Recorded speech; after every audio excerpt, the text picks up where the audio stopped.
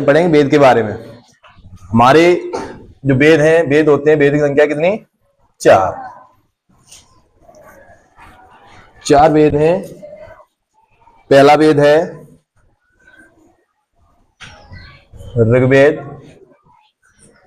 दूसरा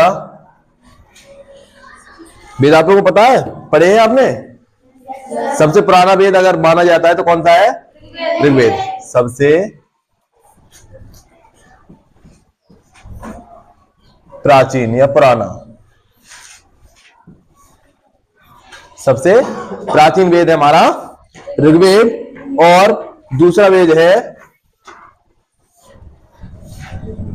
यजुर्वेद।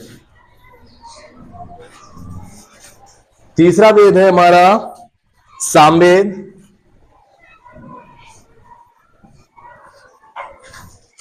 और चौथा वेद कौन सा बचता है? अथर्ववेद। अथर्ववेद। इन जो वेदों की रचना की थी वो खुद किसने की थी? ब्रह्मा जी ने। वेदों की रचना किसने की थी?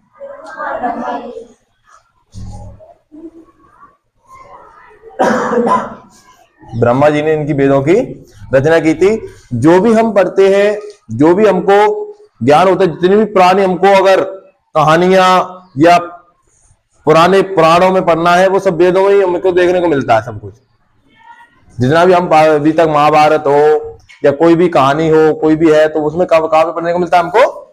वेदों में। सबसे जो पुराना वेद है वो कौन सा है? ऋग्वेद है। और ऋग्वेद में 10 मंडल है। भाई पूरा वेद तो हम पढ़ने से रहे, इसमें मंडल में बांट दिया जाता है। जैसे अपनी किताब होती है हिंदी की हो या इंग्लिश की हो, उसमें चैप्टर बांट दिए जाते हैं, ऐसे ही उसमें चैप्टर में बांटा गया है। तो उसमें मंडल बोलते हैं। कितने मंडल इसमें? 10 मंडल है। किसमें? ऋग्वेद में। ऋग्वेद में 10 मंडल है और 1028 सूक्त है। 1028 सूक्त है और 10,462 क्या है? ऋचाएं।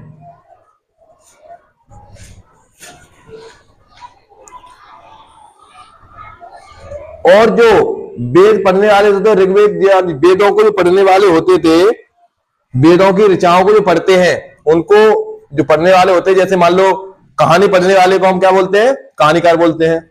कविता पढ़ने वाले को वो कवि बोलते हैं। ऐसे ही जो वेदों की ऋचाओं को पढ़ने वाले होते थे उनको हम बोलते थे होत्र। क्या बोलते थे?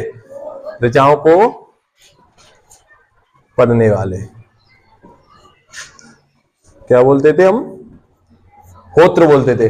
अच्छा, आज भी पढ़ते होंगे, ऐसी बात तो नहीं है? आज भी तो पढ़े जाते होंगे वेद।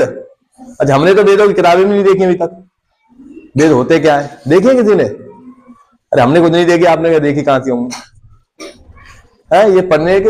अब हमें हिंदी, इंग्लिश, साइंस, इसी से फुर्सत नहीं है जो वेद पढ़े हैं।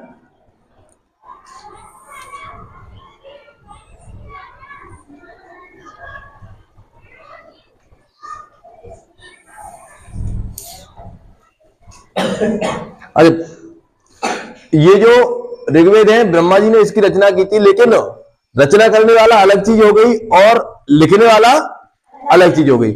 कोई चीज है लिखा जाता है। ये जो ऋग्वेद था, ये जो लिखा था, किसने लिखा था? विश्वामित्र ने। किसने लिखा था? विश्वामित्र ने। विश्वामित्र ने जब लिखा था तो तीसरे मंडल में सूर्य देवता का क्या किया था? उल्लेख किया था। तीसरे मंडल में, इसके जो तीसरा मंडल है, तीसरे मंडल में विश्वामित्र ने लिखा था।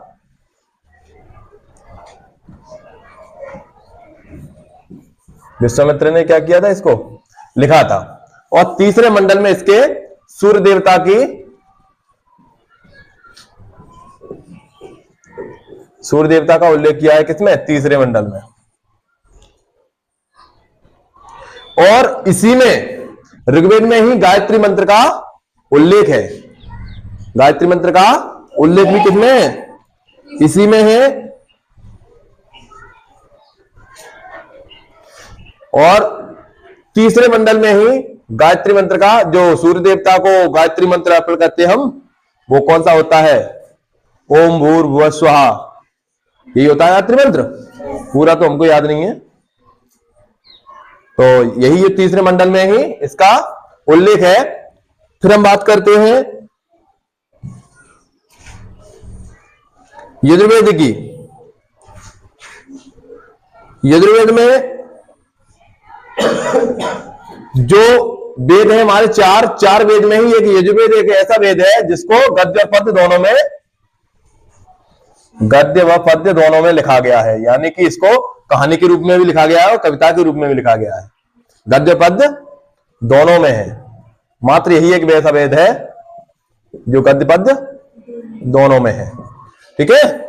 फिर हम बात करते हैं सामवेद की।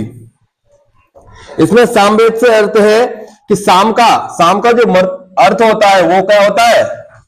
गान। साम का जो अर्थ होता है वो क्या होता है? गान। यानी कि ये पूरा ही वेद किसमें है? पद्य में। पूरा ही वेद गा के पढ़ा जाता है। पूरा वेद कैसे पढ़ा जाता है? गा के। इसमें 1810 सूक्त, 1810 सूक्त किससे लिए गए हैं? ऋग्वेद से। 1810 सूत्र किससे लिए गए हैं? ऋग्वेद से लिए गए हैं। और पूरा ही ये किसमें है? गाने के साथ है। साम का अर्थ ही क्या होता है? गान, गाना। गा के ही पूरा वेद शुरू होता है, गाने के साथ है। पूरा इसमें पद्य है।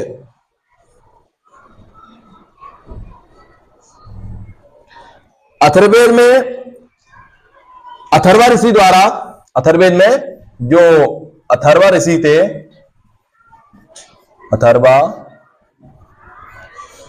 अथर्वा ऋषि ने जो इसको लिखा है, रचना के, ब्रह्मा जी के द्वारा रचना सब वेदों की हुई और लिखा है। जो मतलब लिखने वाला अलग होता है ना, जैसे भारतीय संविधान की जो रचना हुई थी, लिखा गया था, लिखा किसने था? डॉक्टर भीमराव अंबेडकर ने। क्या अकेला पूरा उन्होंने बना देगा? और उसके लिए पूरी समिति थी ना, लेकिन लिखने का काम किसने किया था? डॉक्टर भीमराव अंबेडकर ने। ऐसे ही लिखने का काम अलग अलग ऋषि करते थे, और लेकिन रचना किसने की? ब्रह्मा जी ने। ब्रह्मा जी ने कभी बताया तो विश्वामित्र के दिमाग में था, उन्होंने क्या किया? उसको लिख दिया। भाई रामायण तो किसी और का था ना, लिखी किसी और ने है। रामचरितमानस किसी और ने लिखा, महाभारत किसी और ने लिखा, लेकिन कहानी किसी की और की है ना। तो ऐसे ही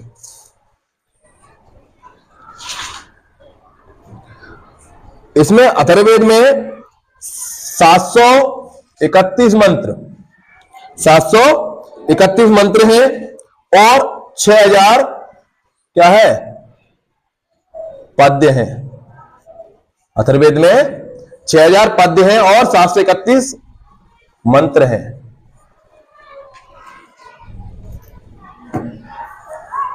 औषध, अथर्ववेद होता है एक शब्द के लिए, किसी क्या है? औषधि, यानी दवाइयों के लिए।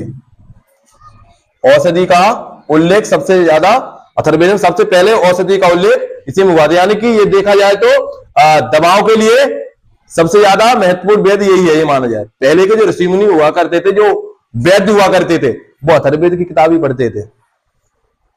भाई लक्ष्मण जी को शक्ति लगी थी, भाई उस समय पे क्या ऑपरेशन हुआ था उनका? क्या बूटी जो थी, तो वो अथर्ववेद पढ़ने वाला कोई ज्ञाता होगा, उसको ही पता था कि इससे जीवित हो जाए। आज भी हमारे जो हिमालय पर्वत है उस पर आज भी ये बूटियां हैं जिससे मृत आदमी को जीवित किया जा सकता है, लेकिन उसके बारे में हमें जानकारी नहीं है। भाई अथर्ववेद पढ़ेंगे तब जानकारी होगी ना। हम तो डॉक्टर रमाकांत के पास चले जाते हैं, डॉक्टर सुनील के पास चले जाते हैं, काम हो गया भाई, 2 इंजेक्शन लग गए, सही हो गए हैं। आज भी जड़ी बूटियां हैं, आपने देखा होगा, पथरी हो जाती, पथरी, बहुत लोग क्या करते हैं? वैद्य का सहारा लेते हैं, तो कहीं वो चूरन सा दे देते कुछ, उसको एक बार खा लो, पथरी बिल्कुल सही होता है। सर में दर्द होता है, मैंने वहां पे मंत्र जड़वाया है, बिल्कुल सही। अरे भाई मंत्र में कुछ तो जादू है भाई। ये क्या है? सब अथर्ववेद में ही है, ये औषधियां उसमें लिखी हुई हैं। ऐसी बात नहीं है आज भी काम करते हैं, औषधियां बहुत काम करती हैं। गांव घर में, हरे घर में एक न एक वैद्य होंगे, हरे घर में। मैंने ऐसे सर में दर्द हो रहा है, कोई दिक्कत नहीं, अभी हो जाएगा सही। पेट में दर्द हो रहा है तो वो गांव में कुछ बुजुर्ग महिलाएं होती हैं, वो पेट को रगड़ के सही कर देती हैं। है मोच आ गई पैर में तो उनने इधर उधर बैठा, सही हो गया, होता है ना। तो सब किससे उनको थोड़ी जानकारी है उस चीज की, अब हमको जानकारी नहीं है, हम और ज्यादा तोड़ देंगे उसको।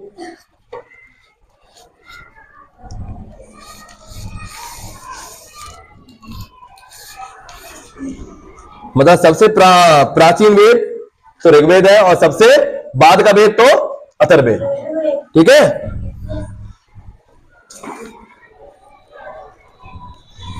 अथर्ववेद में परीक्षित के कुरुओं का राजा कहा जाता था। अथर्ववेद में जो परीक्षित होते हैं उसमें उसको क्या कहते थे, कुरुओं का राजा।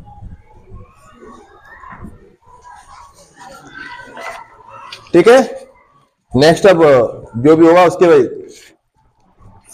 उसमें कल बताएंगे।